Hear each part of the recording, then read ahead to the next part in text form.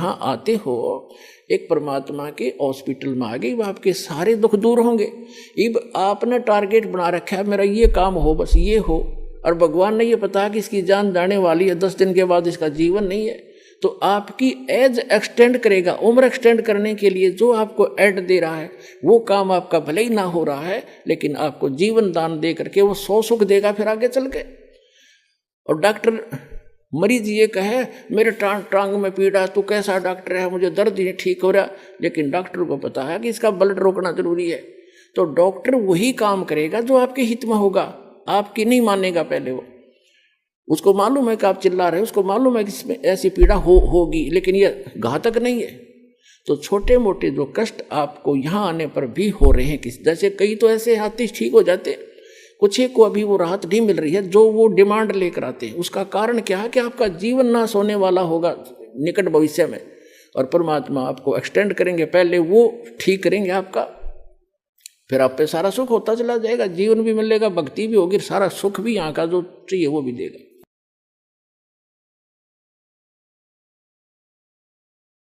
तो प्रसंग चल रहा है कि हम गीता अध्याय नंबर 15 के श्लोक नंबर 1 से 4 में ये स्पष्ट किया है कि उल्टे लटके हुए संसार रूपी वृक्ष को जो जानता है स वेदवित, वो तत्वदर्शी संत है, वो वेद के तात्पर्य को जानने वाला यानी ज्ञान युक्त है, वो तत्व ज्ञान युक्त है। तो वो ज्ञान स्वयं भगवान ने बोला करके 600 वर्ष पहले, जिसको हम एक जुल्हा एक धान कहा करते थे। पुण्यात्माओं, ये आपके पिता हैं, पूरे विश्व के सभी आत्माओं के हमदर्द हैं।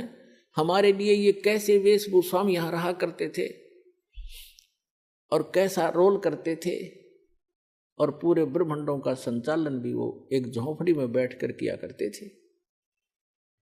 उसकी समर्थता से जब आप परिचित होगे तब आपको पता चलेगा सचमुच हम भगवान को छोड़कर अन्य की जो साधना कर रहे थे वो मोक्षदायक भी नहीं थी, सुखदायक भी नहीं थी।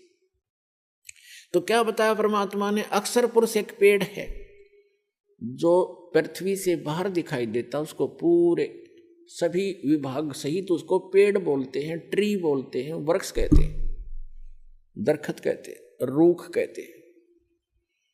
और उसकी जो नीचे का जो हिस्सा है जड़, वो प्रोक्ष है, वो गुप्त है। तो इसको उल्टा कर लीजिए, ऊपर को जो जड़ है वो संसार रूपी वृक्ष की, तो वो जड़ तो समझो पूर्ण परमात्मा है, और उस पूर्ण परमात्मा ने आके बताया है कि अक्षर पुरुष एक पेड़ है, और सरपुरुष वा की डार, ज्योति निरंजन जिसके कहते हैं सरपुरुष, और तीनों देवा शाखा है ये पात रूप संसार। ये देखिएगा एक संसार रूपी वृक्ष का चित्र दिखाते हैं।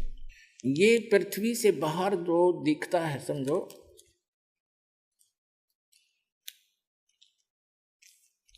ये जो इतना है, ये देखिएगा, ये स्थिति है वृक्ष की, पेड़ की। परमात्मा ने खुद बताया कि अक्षर पुरुष एक पेड़ है, ये सारा एक पेड़ है, और इसका तना जो है ये अक्षर पुरुष है, और सरपुरुष या की डार, और तीनों देवा शाखा हैं ये पात रूप संसार। आप जी यहाँ पर हैं नीचे, और ये अक्षर पुरुष है, ये तना है, ये अक्षर पुरुष तो समझो एक तना है ये इस पेड़ का, और इससे एक मोटी डार निकली है, वो सरपुरुष है, ये सरपुरुष है जिसको ब्रह्म कहते हैं, ब्रह्म। और ये तीनों देवा, इसके 3 पुत्र हैं, इसकी 3 शाखाएं हैं, रजगुण ब्रह्मा जी, सतगुण विष्णु जी, तमगुण शिव जी, और पात रूप संसार। अब ये तो उस परम पिता ने आके बता दिया कि अक्षर पुरुष एक पेड़ है, और निरंजन वा की डार, ये सरपुरुष वा की डार, और तीनों देवा शाखा है ये पात रूप संसार। तो ये जड़ कौन है ये बताने के लिए दास को भेजा है कि ये जड़ जो है ये परम अक्षर ब्रह्म है इस संसार रूपी वृक्ष की। और वो परम अक्षर ब्रह्म कौन है? अनंत कोट ब्रह्मांड का एक रति नहीं भारे, ये सतगुरु पुरुष कबीरे हैं कुल के सिरजनहारे। ये हो परम अक्षर ब्रह्म। अपने आत्मा उस परमात्मा ने स्वयं आकर बताया कि अक्षर पुरुष एक पेड़ है, सरपुरुष वा की डार, और तीनों देवा शाखा है ये पात रूप संसार। तो गीता अध्याय नंबर 15 के श्लोक नंबर 1 में कहा कि जो संत, जो व्यक्ति संसार रूपी वृक्ष के इन सभी पार्ट्स को बता देगा, छंद को बता देगा, स वेदविद, तो वो तत्वदर्शी संत। उसके पश्चात 15वें अध्याय के 4थे श्लोक में कहा, उसके पश्चात परमेश्वर के उस परम पद की खोज करनी चाहिए। जब तत्वदर्शी संत मिल जाए, उस तत्व ज्ञान से गीता अध्याय नंबर 15 के श्लोक नंबर 1 से 4 का निष्कर्ष दास बताने जा रहा है। तीसरे में कहा है कि उस तत्व ज्ञान से इस अज्ञान रूपी गुत्थी को काट कर, समझ कर, उसके पश्चात परमेश्वर के उस परम पद की खोज करनी चाहिए, जहां जाने के बाद साधक फिर लौटकर कभी संसार में नहीं आते। और गीता ज्ञानदाता कहता है कि जिस परमेश्वर से संसार रूपी वृक्ष की ये प्रवृत्ति विस्तार को प्राप्त हुई है, यानी जिसने सब ब्रह्मांडों की रचना की है, केवल उसकी भक्ति करना और की नहीं। अपनी भी भक्ति को मना करता है, तुझे मोक्ष चाहिए, वहां जाना चाहता है, जहां जाने के बाद लौटकर साधक फिर संसार में कभी नहीं आते, उसके विषय में कहता है फिर तो उसी की भक्ति करनी है और को इष्ट रूप में नहीं मानना। ये देखिएगा श्रीमद् भगवत गीता दिखाते हैं आपको, ये देखिएगा श्रीमद् भगवत गीता और जयदयाल गोविंद का द्वारा इसका अनुवाद है। इसके 15वें अध्याय पर चलते हैं। यह है अथ पंचदशो अध्याय, 15वां अध्याय। इसमें कहा है, श्री भगवान वाच, ऊर्ध्व मूलम अधः शाखम अश्वत्थम प्राहु अव्यम छंदासी यस्य प्रणानी ये तम वेद स वेदवित।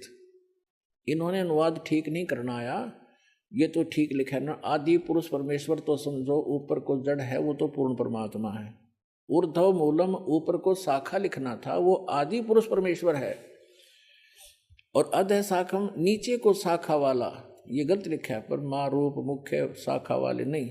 ये देखो दूसरे मंत्र में गीता अध्याय नंबर 15 के श्लोक नंबर 2 में अधः और अधः 2 बार आए हैं। इन्होंने इसका अनुवाद यहाँ किया है, अधः माने नीचे, अधः माने नीचे, बिल्कुल ठीक है। अधः माने नीचे, अधः माने नीचे। तो यहाँ ऊर्ध्व माने ऊपर, ऊर्ध्व माने ऊपर। यहाँ देखो, हम ही इसे देख लेंगे प्रथम अध्याय में, 15वें अध्याय के प्रथम मंत्र में, ऊर्ध्व मूलम, ऊपर को जड़ वाला, मूल जड़, और अधः शाखम, नीचे को शाखा वाला। एक आम बालक भी समझ जाए इस ज्ञान से। और संसार रूपी पीपल के वृक्ष को अविनाशी कहते हैं। छंद, छंद वेद नहीं होते, छंद माने इसके विभाग, जिसके पत्ते आदि कहे गए हैं। और तम वेद, तम यह वेद, जिसको उस संसार रूपी वृक्ष को जो अंधकार रूप में छुपा हुआ है, ज्ञान रूप में, जिसको समझ नहीं सके, उस संसार रूप वृक्ष को जो पुरुष मूल सहित यानी जड़ से लेकर और पत्तों तक तत्व से जानता है, स वेदवित, स वेदवित, वह वेद के तात्पर्य को जानने वाला है, अर्थात वह तत्वदर्शी संत है। अब यहां देखो, अब 15वें अध्याय का हमने इसमें सारा बता रखा है।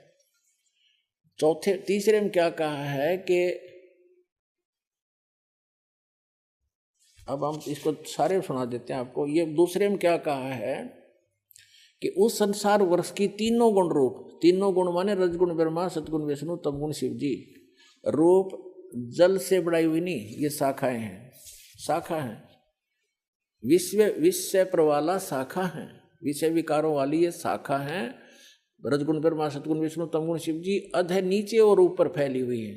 ये नीचे माने जैसे यो गीता का ज्ञान पृथ्वी पर बोला जा रहा था, ऊपर स्वर्ग, नीचे पाताल, ऊपर और नीचे फैली हुई है। क्योंकि श्री ब्रह्मा, श्री विष्णु, श्री शिव जी एक एक गुण युक्त हैं, एक एक विभाग के मंत्री हैं। इनका प्रभाव इन तीनों ही लोकों पर है, पृथ्वी लोक पर, पाताल लोक और स्वर्ग लोक पर। इससे अन्य जो स्थान हैं, जो ब्रह्म लोक है, वो अलग स्थान है, वहाँ पर ये काल भी तीन ही रूप धारण करके रखता है, उसमें भी तीनों ही गुण अपने विद्यमान रखता है।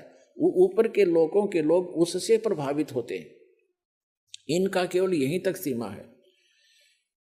अब देखो ऊपर और नीचे फैली हुई, और मनुष्य लोक में, इस संसार में कर्मों के अनुसार बांधने वाली ये भी मुख्य मूलानी मुख्य कारण है, नीचे और ऊपर फैली हुई है, नीचे और ऊपर। अब तीसरे में कहा है कि इस संसार वर्ष का स्वरूप जैसा कहा है वैसा यहाँ विचार काल में, गीता ज्ञानदाता कहता कि जैसा इसके बारे में सुना है उसको पूर्ण रूप से मैं तेरे को नहीं बता पाऊंगा इस गीता जी के डिस्कशन में। वैसा इस संसार वर्ष का स्वरूप जैसा कहा है वैसा यहाँ विचार काल में नहीं पाया जाता, नहीं पाया जाता। क्योंकि गीता ज्ञानदाता कहता है कि क्योंकि न तो इसका आदि है और न अंत, तथा न इसकी अच्छी प्रकार से स्थिति है, यानी वो परिचित नहीं है उससे। इसलिए इस अहमता, इस सुविरुद्ध मूलम, इस दृढ़, अब जैसे संसार रूपी वृक्ष का ऊपर को जड़ जो स्थान है वो सतलोक, अलखलोक, अगमलोक, अकैलोक, ऊपर क्या जो पोर्शन है सारे तीन चारों लोक वो अविनाशी स्थान है। इसलिए सुदृढ़ मूल कहा, वो मूल जो है वो अविनाशी है, वो शाश्वत है। तो उस संसार रूपी वृक्ष के उस दृढ़ रूपी मूल वाले, यानी जो कभी नाश में नहीं आता, वो जड़ रूपी स्थान, वो भगवान समझो, स्थान और भगवान, यानी वहाँ का लोक भी अविनाशी, वहाँ का भगवान भी अविनाशी, वहाँ के गए हुए प्राणी भी अविनाशी। ये देखो सुविरुद्ध मूलम, उस अहमता ममता नहीं, उस अति दृढ़ मूल वाले, यानी उस अविनाशी मूल स्थान, जड़ रूपी स्थान वाले संसार रूपी पीपल के वृक्ष को दृढ़ असंग शस्त्रेण छित्वा, इन्होंने यहाँ गलत कर दिया, वैराग रूप शस्त्र द्वारा नहीं, उस तत्व ज्ञान रूपी शस्त्र द्वारा काट कर उसको समझ कर, उसके बाद चौथे श्लोक में कहा है, 15वें अध्याय के चौथे श्लोक में कहा है, ये चौथा 15वां अध्याय चल रहा है, 15वां अध्याय, यहाँ हमारे चौथा श्लोक पढ़ रहे हैं। उसके पश्चात उस परम पद रूप परमेश्वर को भली भांति खोजना चाहिए, जिसमें गए हुए पुरुष यानी साधक फिर लौटकर संसार में नहीं आते, उनका जन्म मरण फिर नहीं होता, और जिस परमेश्वर से इस पुरातन यानी आदि संसार रूपी वृक्ष की, यानी जिसने सारे ब्रह्मांडों की रचना की है, प्रवृत्ति विस्तार को प्राप्त हुई है, उसी आदि पुरुष नारायण के मैं शरण हूं, ऐसा निश्चय करके उस परमेश्वर का ही मनन और निधि ध्यान करना चाहिए। परपदे माने उसकी पूजा करनी चाहिए। गीता ज्ञानदाता ने स्पष्ट कर दिया कि मेरी भक्ति करने से तुझे वो शाश्वत स्थान नहीं मिल सकता। उसके लिए गीता अध्याय नंबर 17 के श्लोक नंबर 23 में गीता ज्ञानदाता ने संकेत दिया है कि उस सच्चिदानंद घन ब्रह्म की साधना के 3 मंत्र हैं उसके पाने के। ओम तत्सत इति निर्देश ब्रह्मण त्रिविद समर्थ ब्राह्मणा तेन वेदा च यगा च विहिता पुरा। उस सच्चिदानंद घन ब्रह्म के को पाने का, उसके सत भक्ति करने का केवल ओम तत्सत ये 3 मंत्र का निर्देश है। निर्देश माने नथिंग एल्स, फाइनल फैसला, उसके अतिरिक्त अग्रम मग्रम समाप्त, ये निर्देश है, डायरेक्शन है, आदेश भी है और ये राय भी है। सच्चिदानंद घन ब्रह्म को पाने का, उस परम अक्षर ब्रह्म को, उस सुख स्थान को पाने का ये 3 मंत्र की मजदूरी है, स्मरण है इसका 3 मंत्र का। ओम तत् सरपुरुष का गीता अध्याय नंबर 15 के श्लोक नंबर 16 और 17 में 3 पुरुष बताए, एक सरपुरुष, एक अक्षर पुरुष और तीसरा परम अक्षर पुरुष यानी परम अक्षर ब्रह्म। तो आपको पूरा डिटेल बताई दी है, कोई टूटे लटके हुए संसार रूपी वृक्ष की। तो परम अक्षर ब्रह्म तो उसकी जड़ समझो, मूल है जो सबका धारण पोषण करता है। तो गीता अध्याय नंबर 15 के श्लोक नंबर 16 में कहा कि 2 पुरुष हैं, सरपुरुष और अक्षर पुरुष, और ये दोनों नाशवान, इनके अंतर्गत जितने प्राणी वो भी नाशवान है। जीवात्मा किसी की नहीं मरती, वो तो गधे कुत्ते की भी नहीं मरती। फिर 15वें अध्याय के 17वें श्लोक में तुरंत कहा कि उत्तम पुरुष है तू अन्य, पुरुषोत्तम सही भगवान तो इन दोनों से, सरपुरुष और अक्षर पुरुष से कोई और है जिसको परमात्मा कहा जाता है, और जो तीनों लोकों में प्रवेश करके सबका धारण पोषण करता है, वो अविनाशी परमेश्वर है। यानी संसार रूपी, यानी वृक्ष की का धारण पोषण किससे होता है? मूल से होता है, जड़ से होता है, और जड़ वो परम अक्षर ब्रह्म है। तो परम अक्षर ब्रह्म वो कबीर भगवान जो है वो सबका धारण पोषण करने वाला वही है। तो यहाँ क्या बताया है कि उस ओम तत्सत, ओम तो है ब्रह्म का, और तत् और सत ये सांकेतिक कोड वर्ड है। ये तत् इस सरपुरुष का, अक्षर पुरुष का मंत्र है। तत् तो है सरपुरुष का, ब्रह्म का, और नहीं, ओम जो है, ओम तो मंत्र है ब्रह्म का जिसको सरपुरुष कहते हैं, और तत् है ये अक्षर पुरुष का जिसको परब्रह्म भी कहते हैं। ब्रह्म से नेक्स्ट ब्रह्म, परब्रह्म दूसरा। और तीसरा जो मंत्र है सत्य, वो परम अक्षर ब्रह्म का है, वो परम अक्षर पुरुष का है। तो ये तीनों मंत्र इस दास के पास उपलब्ध हैं। इन तीनों मंत्रों की मजदूरी करनी है, इसकी साधना करनी है। कोई अभी तक ये मार क्यों खाते रहे कबीर पंथी? ये इन मंत्रों का जाप नहीं करते थे जो दास आपको प्रथम बार देता है। ये कहते हैं तो ब्रह्मा विष्णु महेश की पूजाएं हैं, हम क्यों करें, हम तो सतपुरुष की साधना करेंगे। ऐसे ही ये बात बिगड़ी रही। अरे ये साधना नहीं, ये तो यहाँ के मालिक हैं। बताओ, हम जिस क्षेत्र में रह रहे हैं और वहाँ के तहसीलदार या वहाँ के SHO या किसी और से खस्सें और उनका जो टैक्स जो भी उनका है वो नहीं दें, तो हमें लाभ कैसे मिलेगा? मजदूरी, जैसे हमने बिजली वालों से ले रखा है, बिजली ले ली बिजली विभाग से, टेलीफोन ले लिया टेलीफोन विभाग से, और जब उनका कर्जा उसको देंगे नहीं, टैक्स उनका रेंट नहीं देंगे, तो वो सुविधा बंद कर देंगे हमारी। इसमें के एहसान किया? तो हम मजदूरी कर रहे हैं यहाँ की सुविधा प्राप्त करने के लिए, और कुछ धन डिपॉजिट कर रहे हैं जो हमें आगे अपने स्वलोक जाने के लिए। तो ये इनकी पूजा नहीं है। हम कोई बैंक से, किसी से, जैसे टेलीफोन वालों से टेलीफोन सुविधा ले रखी है, मोबाइल फोन ले लिया, तो उनसे हम अपनी जो मजदूरी करके उनको दे रहे हैं, उनका किराया, रेंट, उसका बिल भर रहे हैं, तो वो उनकी पूजा नहीं करे, वो हमें आवश्यकता है, इसलिए उनसे मेल रखना भी हमारे सभ्यता शिष्टाचार है। तो ये सभी ब्रह्मा विष्णु महेश भी एक यहाँ के अधिकारी हैं। ये इनके सत्र का जो लाभ है यही देंगे उसको, और उसकी विधि बताई है कि इनका ये ऐसे ऐसे आपने ये बिल भरना पड़ेगा, इसकी मजदूरी ये है, इस मजदूरी से वहाँ आपको ऑटोमेटिक कनेक्शन मिला रहेगा। ऐसा सिस्टम भगवान का। तो यहाँ ओम तत्सत, ये तीन इन पुरुषों की भक्ति है, सरपुरुष, अक्षर पुरुष और परम अक्षर पुरुष की। तो गीता ज्ञानदाता कहता है कि उस परमात्मा की शरण में जा जिसके तीन मंत्र की भक्ति है। सच्चिदानंद घन ब्रह्म के पाने की केवल 3 मंत्र का निर्देश है। गीता अध्याय नंबर 8 के श्लोक नंबर 5 और 7 में गीता ज्ञानदाता अपनी साधना बताता कि मेरी भक्ति कर मुझे प्राप्त होगा, लेकिन युद्ध करना पड़ेगा, शांति नहीं हो सकती। जहाँ युद्ध है वहाँ शांति खाक है। तो कहता है तूने युद्ध करना पड़ेगा, यदि तुझे परम शांति चाहिए तो 18वें अध्याय के 66वें श्लोक में कहा कि उसकी शरण में जा, उस परम अक्षर ब्रह्म की शरण में। उस परम अक्षर ब्रह्म की शरण का मंत्र बता दिया गीता अध्याय नंबर 17 के श्लोक नंबर 23 में। और अब 8वें अध्याय के 8, 9, 10 श्लोक में गीता ज्ञानदाता कहता है कि उस परम अक्षर ब्रह्म की भक्ति करेगा तो उसको प्राप्त होगा, जहाँ जाने के बाद साधक फिर लौट कर कभी संसार में नहीं आता।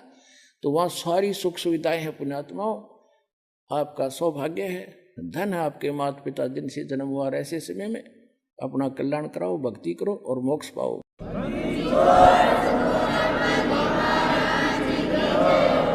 परम पिता परमात्मा पूर्ण ब्रह्म सारी सृष्टि के रचनहार कुल मालिक कबीर परमेश्वर जी की असीम रजा से आप सभी पुण्यात्माएं परमात्मा की महिमा सुनने के लिए उपस्थित हुए। सत्संग में आने से प्राणी को ज्ञान होता है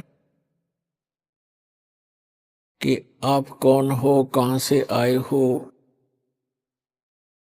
आप यहां किस उद्देश्य को लेकर जी रहे हो, वास्तविक आपका कर्तव्य कौन सा है, कौन से कर्म पाप दायक हैं, कौन से पुण्यदायक हैं। उन सभी का ज्ञान सत्संग से होता है प्राणी को। तो पुण्यात्मा, परमेश्वर पूर्ण ब्रह्म सत्य पुरुष परम अक्षर पुरुष परम अक्षर ब्रह्म कहो, अल्लाहु अकबर कहो, ग्रेट गॉड कहो, इसे कंप्लीट गॉड कहो।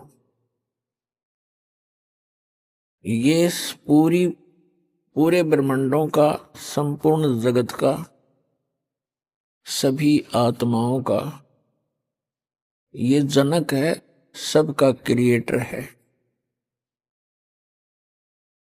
वो कैसा है, कहाँ है, किसने देखा है और परमात्मा की आवश्यकता क्यों है,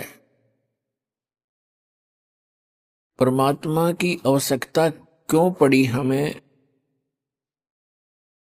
हम किस लिए परमात्मा की साधना करते हैं, क्या उद्देश्य लेकर करते हैं और क्या उद्देश्य लेकर भगवान की भक्ति करनी चाहिए और क्या उद्देश्य लेकर नहीं करनी चाहिए।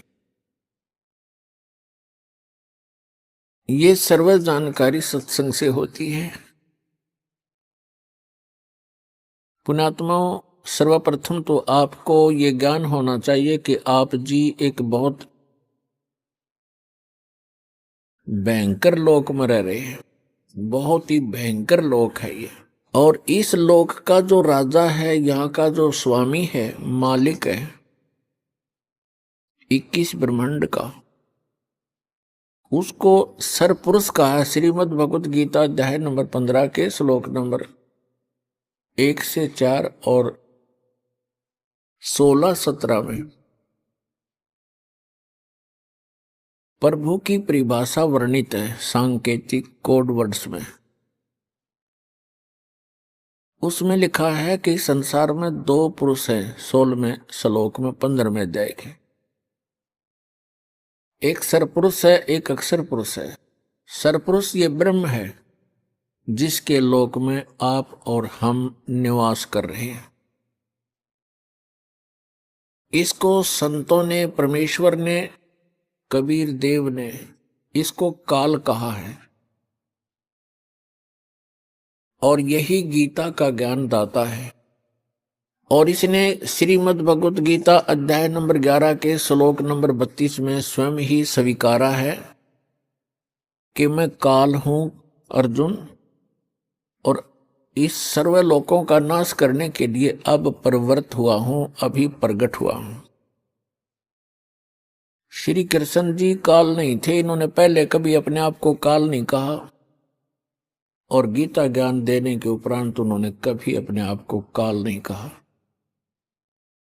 ये सरपुरुष, ये काल भगवान, जिसे हिंदू अपने ऋषि, सनातन धर्म के ऋषि जिसको ब्रह्म कहते हैं, ये सरपुरुष है।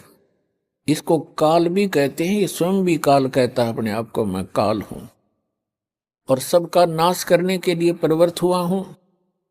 श्री कृष्ण जी में प्रवेश करके ये श्रीमद् भगवत गीता का ज्ञान इसने बोला, जिसमें अधिकतर ज्ञान वेदों वाला ही है। तो हम सरपुरुष के लोक में रह रहे हैं। गीत श्रीमद् भगवत गीता अध्याय नंबर 15 के श्लोक 16 और 17 में 3 पुरुष बताए हैं। एक सरपुरुष है जो 21 ब्रह्मांड का मालिक है, स्वामी है, प्रभु है, राम है, गॉड है, अल्लाह है। और दूसरा अक्षर पुरुष है जिसके 7 शंख ब्रह्मांड हैं, नील, पद्म, शंख, 7 शंख, 7 शंख ब्रह्मांड का वो स्वामी है। उसको अक्षर पुरुष कहा है श्रीमद् भगवत गीता अध्याय नंबर 15 के श्लोक नंबर 16 में। 16 में सरपुरुष और अक्षर पुरुष ये 2 पुरुष बताए और दोनों ही नाशवान, और इनके अंतर्गत जितने प्राणी हैं वो भी, उनका भी शरीर नाशवान है। जीवात्मा किसी की नहीं मरती, वो तो गद्दे की भी नहीं मरती, कुत्ते की भी नहीं मरती। फिर श्रीमद् भगवत गीता अध्याय नंबर 16 के श्लोक नंबर 17 में तुरंत कहा है कि उत्तम पुरुष है तू अन्य परमात्मा इति उदाहरते। यह लोग तरम आविश्य विभर्ति अवय ईश्वर है। उत्तम पुरुष यानी पुरुषोत्तम, श्रेष्ठ परमात्मा तो कोई और है इन दोनों से, सरपुरुष और अक्षर पुरुष से। वही तीनों लोकों में प्रवेश करके सबका धारण पोषण करता है, और वो वास्तव में अविनाशी परमात्मा है। अपने आत्माओं श्रीमद् भगवत गीता अध्याय नंबर 15 के श्लोक नंबर 1 से 4 में स्पष्ट किया है। एक मंत्र में कहा है कि ऊपर को जड़ और नीचे को तीनों गुण रूपी शाखा वाला, 1 और 2 में। गीता अध्याय नंबर 15 के श्लोक मंत्र 1 और 2 का निष्कर्ष है कि ऊपर को जड़, वो तो मूल मालिक है, कुल मालिक है, पूर्ण परमात्मा है, और नीचे को तीनों गुण रूपी शाखा, रजगुण ब्रह्मा, सतगुण विष्णु, तमगुण शिव जी रूपी शाखा वाला ये उल्टा लटका हुआ संसार रूपी वृक्ष है। और जो संत इसके सभी विभाग बतावे वह तत्वदर्शी संत है। ऊपर को जड़ तो पूर्ण परमात्मा है, सत्य पुरुष है, अविनाशी परमेश्वर है, परम अक्षर ब्रह्म है। और संसार रूपी वृक्ष को अर्थात किसी भी पेड़ को मूल से ही सर्व कुछ प्राप्त होता है, मूल से जड़ से ही उसका पोषण होता है। इसलिए हमारा सबका जो मूल मालिक है, कुल मालिक है, जो संसार रूपी वृक्ष की जड़ है, मूल है, जिसने सब ब्रह्मांडों की रचना की और सभी का वो पालन पोषण भी कर रहा है, वो सत्य पुरुष है, वो परम अक्षर पुरुष है। वही पूजा के योग्य है, वही पाप नाशक है, वही मोक्षदायक है, वही सबका जनक है, सर्व उत्पादक है। तो श्रीमद् भगवत गीता अध्याय नंबर 15 के श्लोक नंबर 1 में कहा है कि जो इन सभी विभागों को, इसके विभाग बता देगा, भिन्न भिन्न इन भगवानों की सतिथि बता देगा, वो तत्वदर्शी संत है। तो परमेश्वर स्वयं आते हैं वो तत्व ज्ञान बताने के लिए। अब वो परमेश्वर 600 वर्ष पहले आए थे बनारस के अंदर, भारतवर्ष की काशी नगर में, और वहां पर 120 वर्ष रहे थे, सहशरीर आए थे, सहशरीर वो चले गए थे। 120 वर्ष एक जनसाधारण की लीला की उन्होंने, हमारे लिए एक निर्देश दिया, एक एग्जाम्पल कोड किया, उदाहरण पेश करके चले गए कि यदि आप जी ने मोक्ष प्राप्ति करनी है तो इस घटिया लोक की किसी अधिक वस्तु की इच्छा मत करना, ये आपके गले की झाड़ बन जाएगी। धनी संपत्ति और ज्यादा कार कोठी ये आपको यही घसीटे रखेगी, सतलोक जाने नहीं देंगे। फिर भी परमात्मा ने कहा है कि जैसे आपकी किस्मत भाग्य में परमात्मा ने दिया है उसमें संतोष करना, चाहे वो कितना ही है, उसको अपना ना मानना, ये आपका नहीं है, ये भूल मत करना। परमेश्वर ने बताया है कि काया तेरी है नहीं, ये माया कहां से हो, शरण कमल में ध्यान रखो, इन दोनों को खो। ना तो ये संपत्ति तेरी है, ना ये काया तेरी है। जब काया ही नहीं तेरी तो संपत्ति को कैसे तू अपनी मान बैठा। बोली आत्मा, ये कोई नशा है तेरे अज्ञानता का।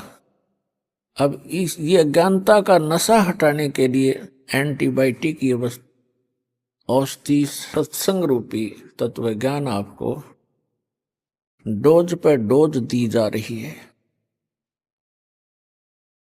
एक दिन आपकी ऐसी भूल मिटेगी, आप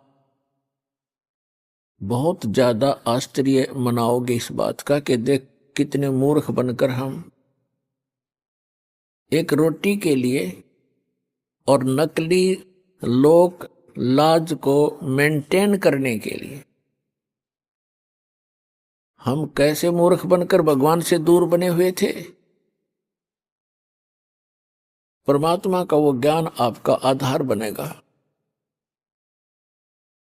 तो इस लोक में वो परमात्मा आते हैं, तत्व ज्ञान प्रचार करते हैं। और वो उन्होंने बताया है कि अक्षर पुरुष एक पेड़ है, निरंजन वा की डार, सरपुरुष वा की डार, और तीनों देवा शाखा है, ये पात रूप संसार।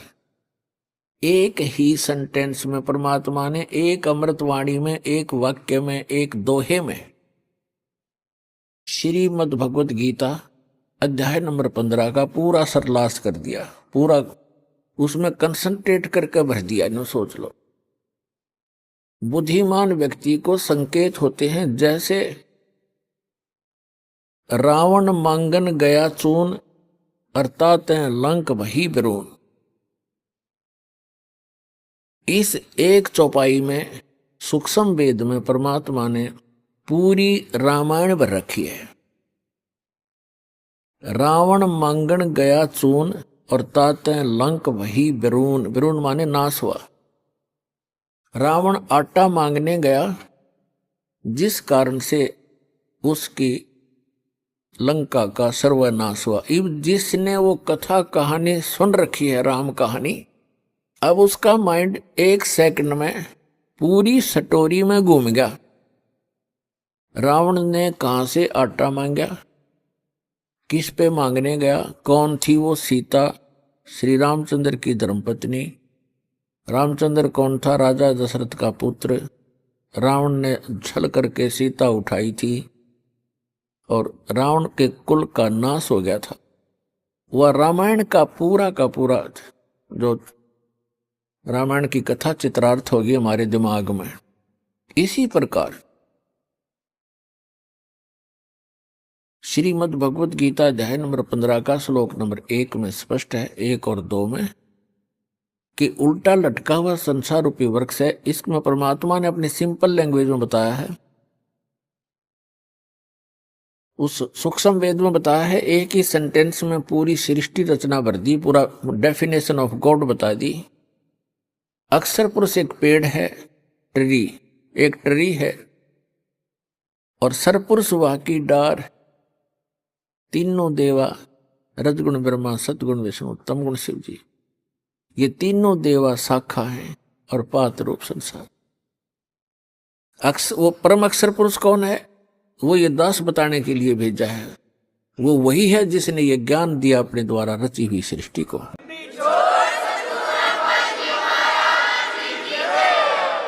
वही है जिसने अपनी द्वारा रची हुई सृष्टि को ठीक ठीक बताया।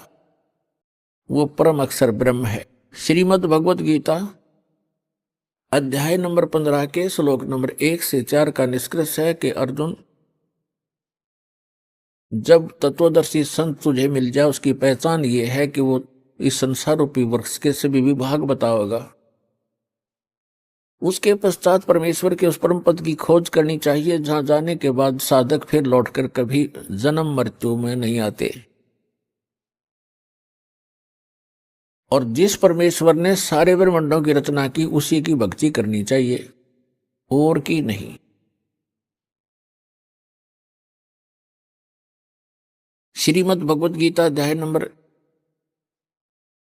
8 के श्लोक नंबर 1 में अर्जुन ने पूछा, आप जी ने गीता अध्याय नंबर 7 के श्लोक 29 में जिस तत्ब्रह्म की जानकारी दी है कि उस तत्ब्रह्म से परिचित, सारे अध्यात्म ज्ञान से परिचित और सभी कर्मों से परिचित प्राणी केवल जरा और मरण से छूटने का ही प्रयत्न करता है। तो वो किम तत्ब्रह्म, ऐसा वो तत्ब्रह्म क्या है जिसको जानकर संसार प्राणी साधक इस संसार की किसी वस्तु की इच्छा नहीं रखता। गीता ज्ञानदाता ने 8वें अध्याय के 3रे मंत्र में उसका उत्तर दिया है कि वो परम अक्षर ब्रह्म है, गीता ज्ञानदाता से अन्य है। तो वो परम अक्षर ब्रह्म ही हमारा सबका जनक है, वही हमारा पिता है, वही हमारी माता है, वही हमारा मित्र है, वही हमारा भाई है, वही हमारा मूल धन है। त्वमेव माता च पिता त्वमेव बंधु च सखा त्वमेव विद्या च द्रविणम त्वमेव सर्व मम देव देव। ये वो परमात्मा है जिसके अंदर ये सर्व गुण हैं, जिनका हम रह कर व्याख्यान सुना और सुनाया करते थे।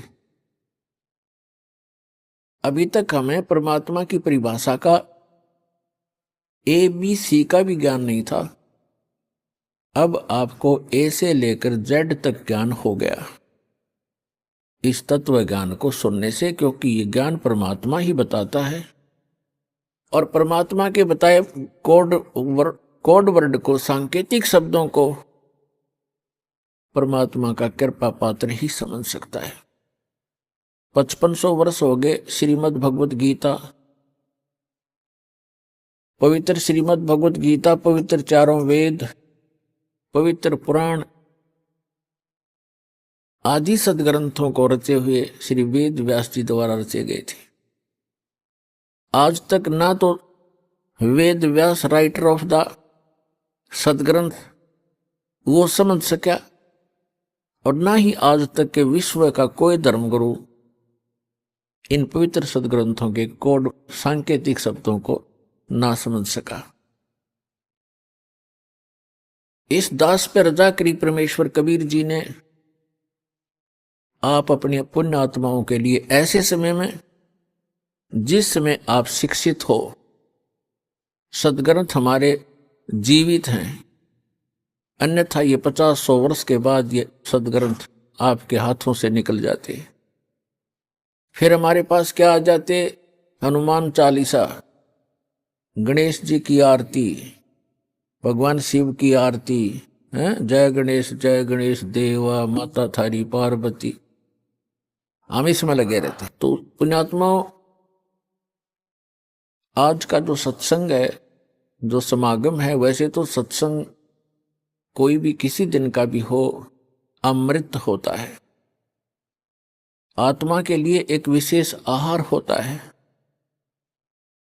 और असंख्य जन्मों के पुण्यकर्मी प्राणी हो आप, जो आप जी को ऐसे समय में मानव शरीर प्राप्त है, स्त्री या पुरुष का,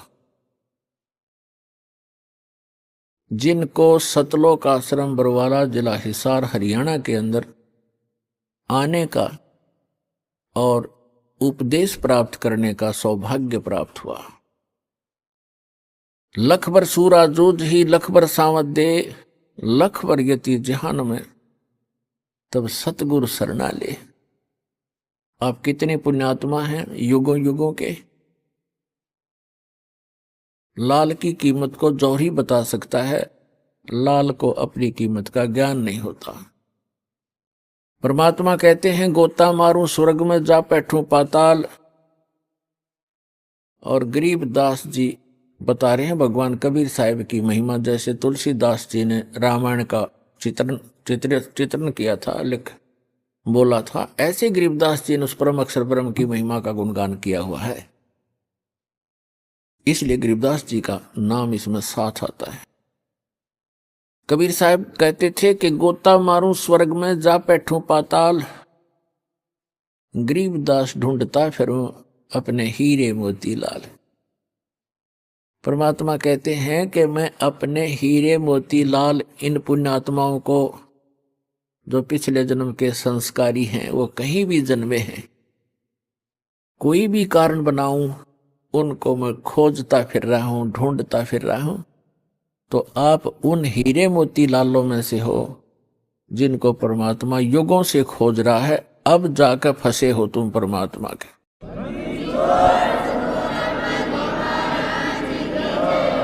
नहीं तो आप उस काल कसाई के फंसे थे, आज परमात्मा की जकड़ में आए हो पुण्यात्माओं। इस परमात्मा के जहाज से उतर ना जाना, नहीं तो आप सदा के लिए बाउजल के अंदर बह जाओगे। असंख्य जन्मों में जाकर के फिर आपका ये दाव लगेगा। इस ऐसे समय में आपका मानव शरीर है। वैसे तो इस ज्ञान से बुद्धिमान मानव है, आज कोई अनजान नहीं है, बहुत बुद्धिमान मानव है। इस ज्ञान से शीघ्र ही आपको समझ में आ जाएगा ये क्या राज है, क्यों जन्मते हैं, क्यों मरते हैं।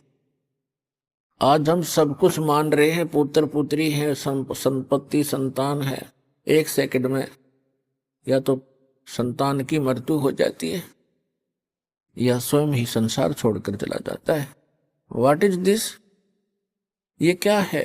तो ये समझ में होगा थोड़े दिन में आपको ये इतना गंदा लोग दिखाई देगा, आपको अंदर से हेट हो जाएगी इसकी। जब तक यहाँ के अंदर से हेट नहीं होगी, अंदर से हेट का मतलब ये नहीं कि किसी से नफरत बनेगी, लेकिन इस जन्म मरण के जो कोल्लू में आप पड़े हुए हो, गिरे हुए हो रहट के अंदर, इससे नफरत हो जाएगी। ये क्या जीवन है? आज हम सारा लग रहे हैं ये जोड़ दूं, कोठी बना लूं, झूठ बोली, चोरी करी, रिश्वत खोरी करी, मिलावट किया, सारा दिन कर्म बिगाड़े, एक कोठी बना ली, एक कार ले ली, कल मृत्यु होगी और फिर गधा बना फिर वहां कुरड़ियों पे।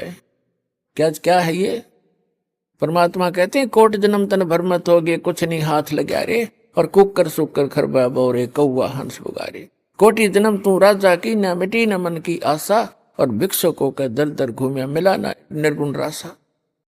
तो कहने का भाव ये है कि आप जी को इस लोक का पता लग जाएगा कुछ दिनों में, और फिर आपकी स्थिति ऐसी हो जाएगी कि बंदी छोड़ दयाल जी तुम तक हमारी दौड़, और जैसे काग जहाज का अब सूजत और नेट हो।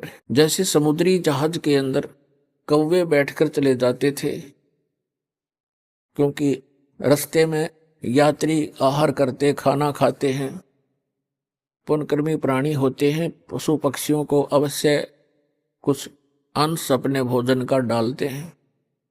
तो कौवे चले जाते हैं जहाज पर बैठकर। रात्रि के समय काफी समय बीत जाता है, काफी दूर निकल जाता है जहाज। सूर्य उदय पर, पुराने समय की बातें हैं, उस समय दिशा सूचक यंत्र जो होते थे इतने एफिशिएंट नहीं होते थे, और वो कई बार इस चुंबकीय चट्टानों से डिस्टर्ब हो जाते थे। समुद्र के अंदर चुंबकीय चट्टान होती है, उनसे डिस्टर्ब हो जाते थे, और जो जहाज के चालक होते थे वो अपनी दिशा और दिशा सूचक को चेक करने के लिए, उसकी जांच करने के लिए जहाज पर बैठे हुए कौवे को पत्थर मार मार कर उड़ने को विवश कर देते थे।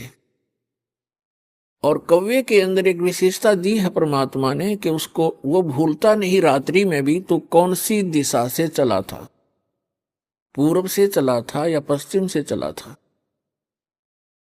या दक्षिण से चला था या उत्तर से चला था।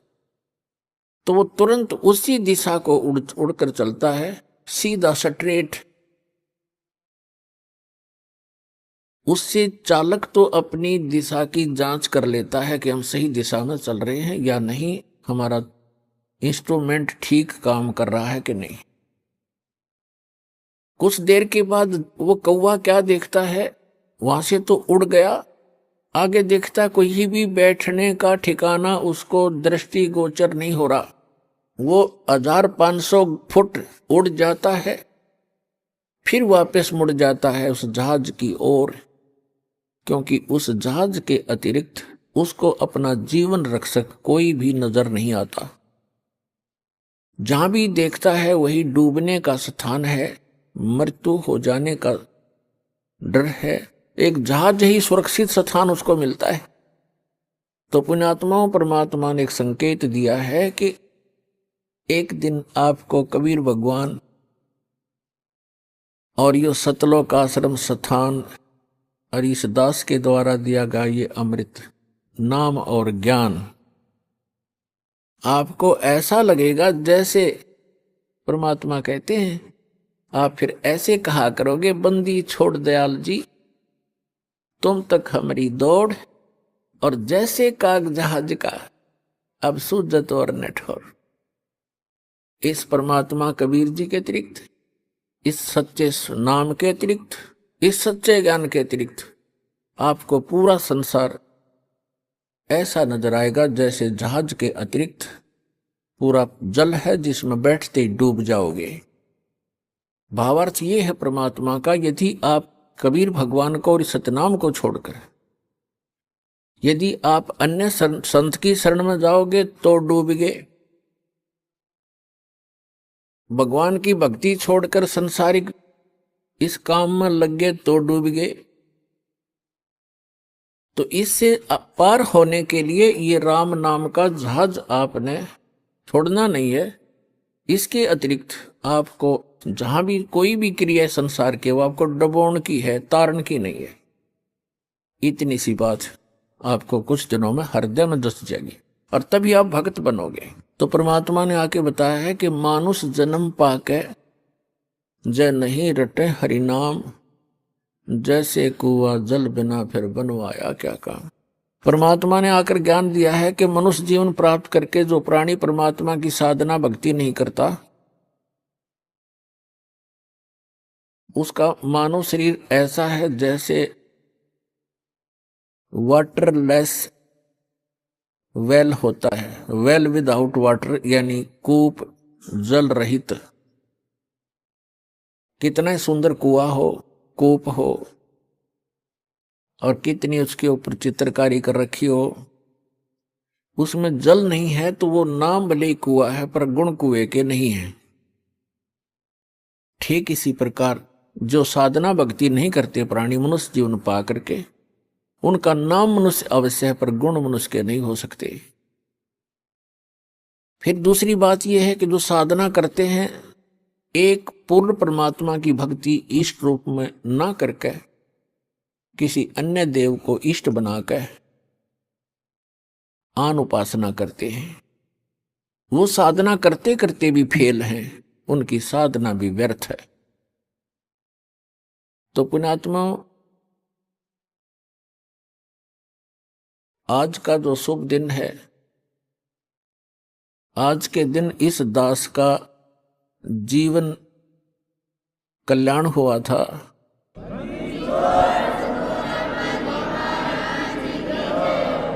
आज का वो शुभ दिन है, इस दास के जीव का उद्धार हुआ था और इस दास को उपदेश प्राप्त हुआ था। और उपदेश भी वो जिसको हम खोजते खोजते असंख्य युग हो गए थे, वो उपदेश सहज में प्राप्त हुआ था।